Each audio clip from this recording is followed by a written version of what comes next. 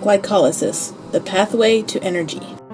When we exercise, where do you think that energy comes from? It comes from a process called cellular respiration. It has 3 parts. Today, we will talk about one of those parts. The first part in cellular respiration is called glycolysis.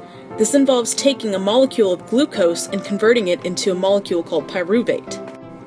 Glucose is a sugar, and it is often found in our blood. It is not to be confused with sucrose, which is what we think of as common table sugar. Glucose is a 6-carbon molecule. It may look confusing right now, but just remember that glucose has 6 carbons. That's the most important part. Most of cellular respiration takes place in the mitochondria. However, glucose takes place in the cytosol outside of the mitochondria.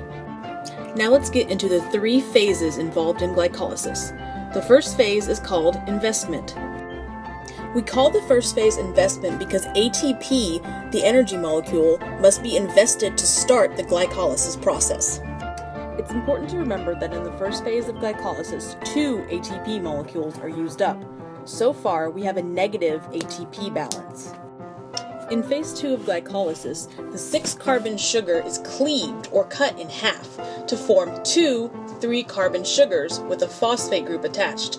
Where did the phosphate come from? It came from the ATP we used to invest in the first phase. Another important player in the phase 2 process of glycolysis is NAD+. This loses electrons to produce NADH and also 2 molecules of ATP. So now we are at a net gain of 0 ATP. We call the last phase of glycolysis energy harvesting. This is where more ATP molecules are made and our final product, pyruvate, is also created. We have now created 4 molecules of ATP, bringing us to a positive balance.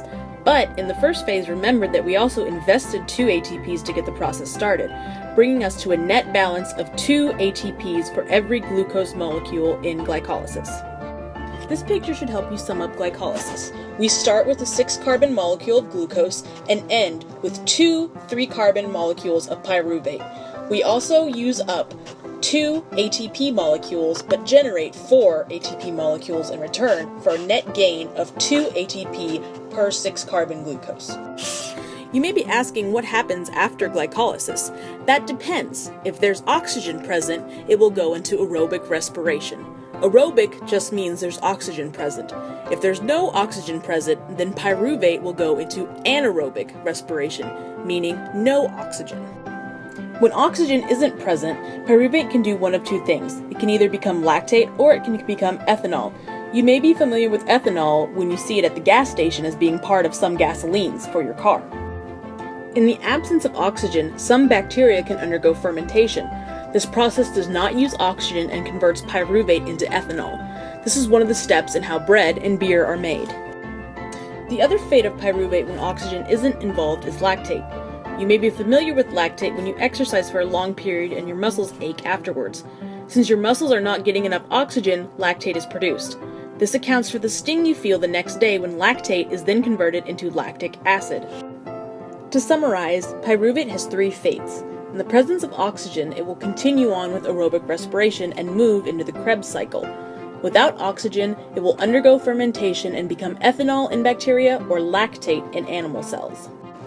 Thanks for watching, and I hope you now have a better understanding of the mechanisms in glycolysis and the various fates of pyruvate, the final product of glycolysis.